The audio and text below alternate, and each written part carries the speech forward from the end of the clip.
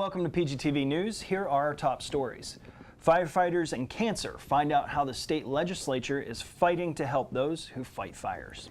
A new scam alert for Polk County. Find out what the Polk County Sheriff's Office is saying. Hello and welcome to PGTV News. I'm Stephen Barnes. And I am Tina Mann. Being a firefighter is a dangerous profession. Research shows that job-related exposures cause chronic illnesses such as cancer and heart disease.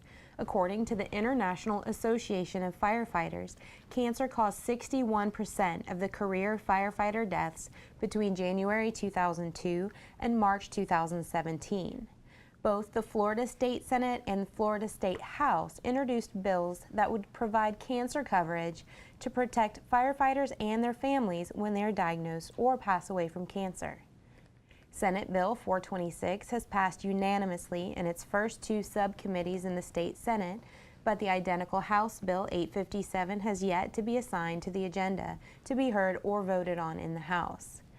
Firefighters are nearly 10% more likely to contract cancer and are subsequently 15% more likely to succumb to a cancer-related cause of death than the general U.S. population. Recently, Polk County Fire Rescue representatives went to Tallahassee to participate in a remembrance of those firefighters who are currently fighting or have lost their lives due to cancer.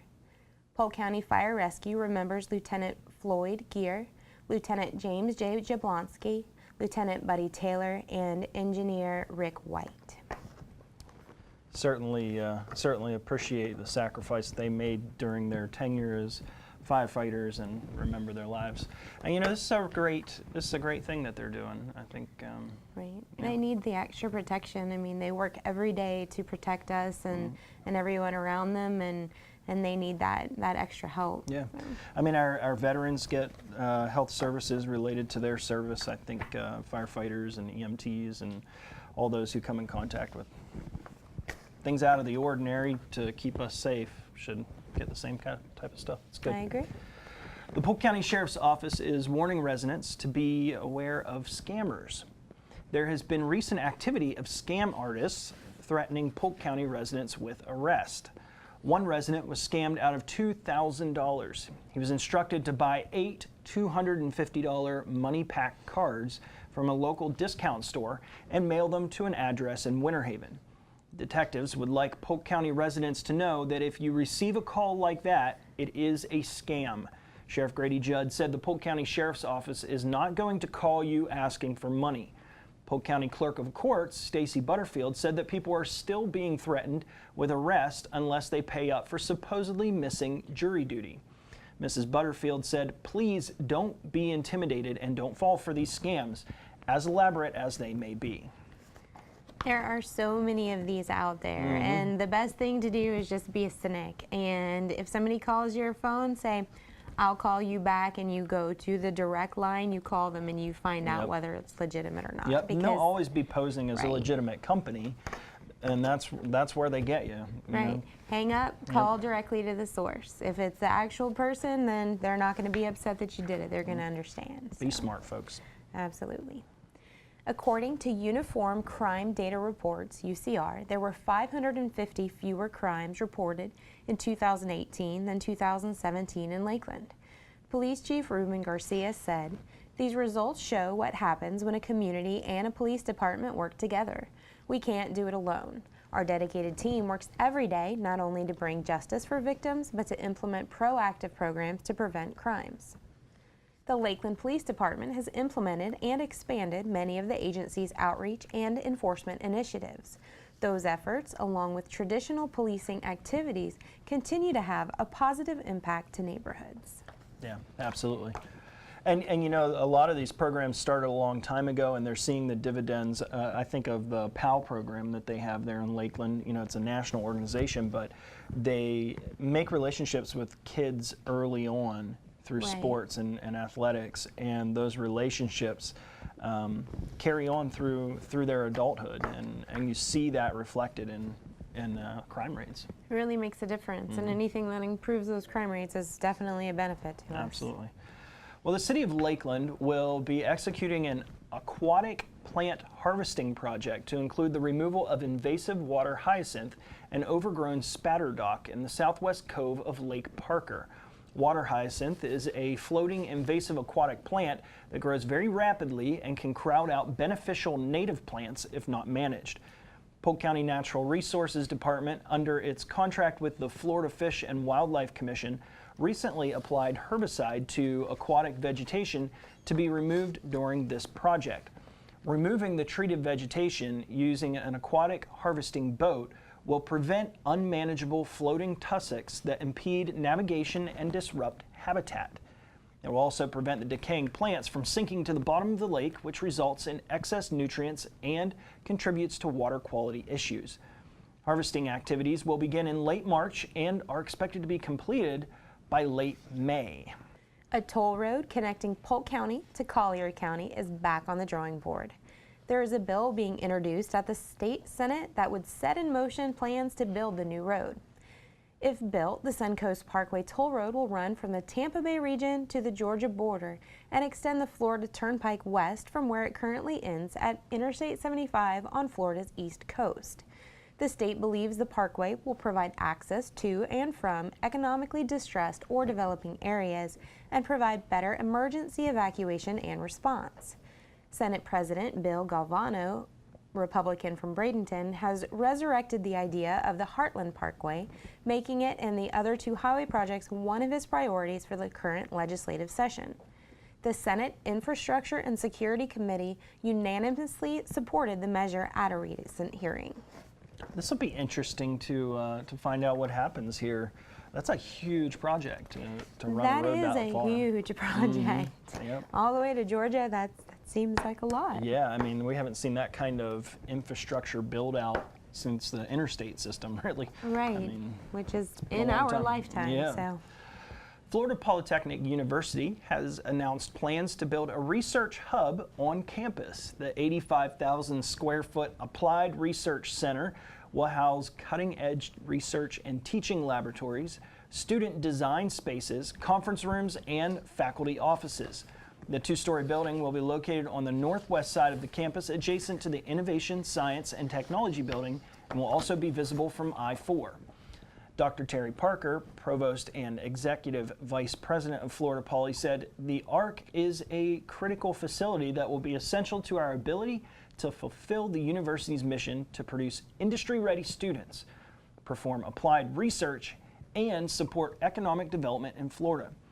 The ARC will be Florida Poly's second academic building. It was designed by the architectural firm HOK with the goal of creating a dynamic, functional, and flexible space that will promote research growth, entrepreneurship, collaboration, and connectivity amongst the campus. This is exciting. Building new stuff. Polytechnic Yeah. continues to grow. Yep. So that's kind of awesome. Kind of a jewel of Polk County there. It is. Dr. Mae Jemison was the keynote speaker at Florida Southern College's annual Founders Day Convocation.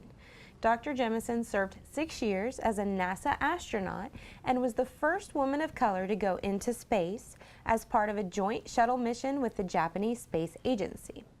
In addition to her experiences as an astronaut, engineer, and physician, Dr. Jemison is an entrepreneur and philanthropist who leads a global initiative to ensure human space travel continues over the next 100 years. By fostering new ideas through this 100-year Starship project and other initiatives, Dr. Jemison is at the forefront of integrating the physical and social sciences with art and culture in ways that are meant to help solve problems here on Earth. Previous Founders Day keynote speakers include Guy Harvey, Ted Turner, Lynn Cheney, former President Gerald Ford, Arnold Palmer, Walter Cronkite, and Bob Hope. Well, they sure get some really interesting speakers there at Florida Southern. They absolutely do. And you know, Dr. Jemison, this sounds like it's going to be really interesting. She is an intriguing person, to say the least. I can't even imagine being an engineer, a NASA scientist, a philanthropist. She's one busy lady. Yes, indeed. Well, speaking of busy, the Florida Southern College campus has also announced the addition of men's ice hockey.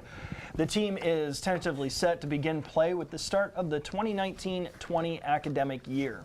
Interim Director of Athletics Drew Howard said, "We are excited to add men's ice hockey to our offering of athletic programs here at Florida Southern. The team will compete as a club sport in the American Collegiate Hockey Association and will play its home games at all-new Lakeland Ice Arena, which is slated to open this summer." Florida Southern will be the 12th school in the state of Florida to have a team in the ACHA.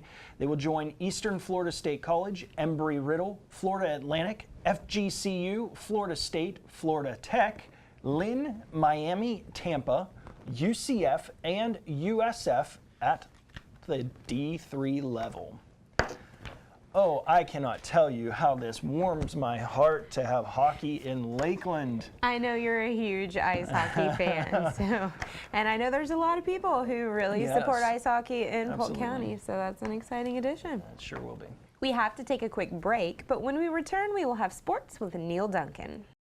Observe a domesticated human family in their natural habitat, known to their species as the backyard. Hey, you think I should light it now? I think it's good. Yeah? Oh dear, someone is about to burn a pile of debris that's too tall, which can start a wildfire. Wait, could it be? Blimey, it is. It's Smokey. It's Smokey Bear. What a legend. What's he Hey, doing it's here? Smokey. Sorry, it was too high.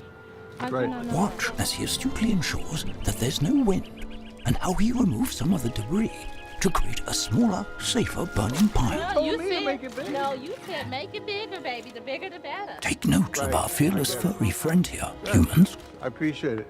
Fist bump. Watching you. Smokey's done it again. Bye, Smokey. Only you can prevent wildfires. Home fire drills give your family a plan of action. Show everyone 2 ways out of the house, pick a safe meeting spot, and get there in under 2 minutes. Then practice, so everyone knows exactly what to do. Go to ready.gov/fire drill and learn how to prepare your family.